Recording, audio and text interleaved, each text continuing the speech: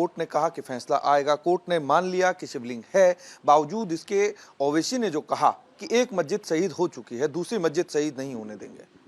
अब ये यही बैरिस्टर ओवैसी हैं जो कहते हैं मैं आइन मानता हूं, मैं संविधान मानता हूं।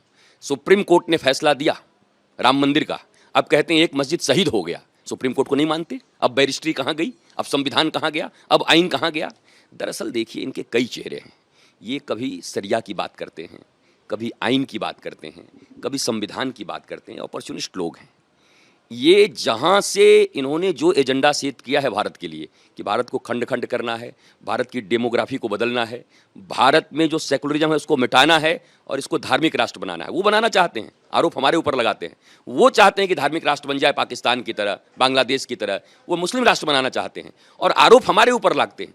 वो बड़े चतुर लोग हैं, तेज लोग हैं, आरंभ से ऐसे ही करते आ रहे हैं, हर प्रकार से दबाने का प्रयत्न करते हैं। ओवैसी जैसे लोगों को, भारत के युवाओं को अपनी जुबान से ही, अपनी पढ़ाई से, अपनी संस्कृति के द्वारा जोरदार जवाब देना चाहिए।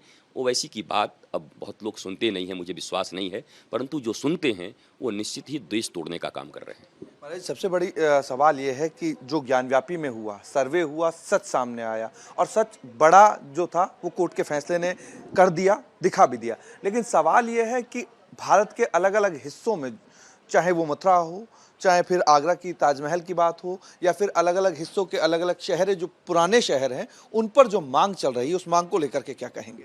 देखिए, आप देखिए सनातन संस्कृति और राष्ट्र को मानने वाले और हिंदू संस्कृति कितनी सहिष्णु है।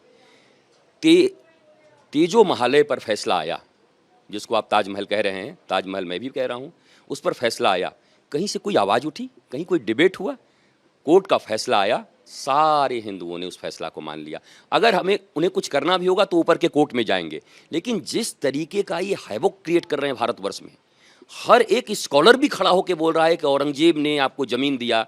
आज तो आप ही के चैनल पर मैं बैठा था, वहाँ तो मुझे ये कह दिया कि औरंगजेब की दी हुई ज़मीन पे हम रहते हैं। अब बताओ, भारत में रहने वाले लोग, हिंदुस्तान में रहने वाले लोग हमें ये बता रहे हैं कि हम बाबर और औरंगजेब के रहमो करम पर जी रहे हैं।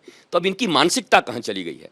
ये निश्चित है कि ये किसी भी हालत में राष्ट्रवाद का समर्थन करने वाले लोग नहीं हैं।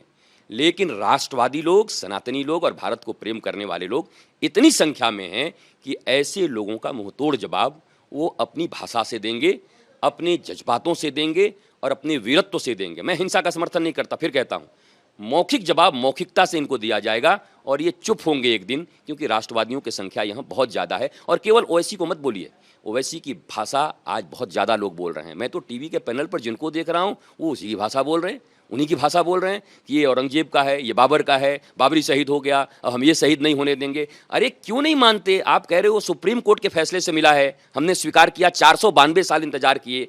क्या आप मक्का का इंतजार करोगे ऐसे? क्या वेटिकन सिटी का कोई इंतजार करेगा? ये हिंदू ही है जो अपने राम के जन्मस्थान का इंतजार 492 साल तक कर सकता है।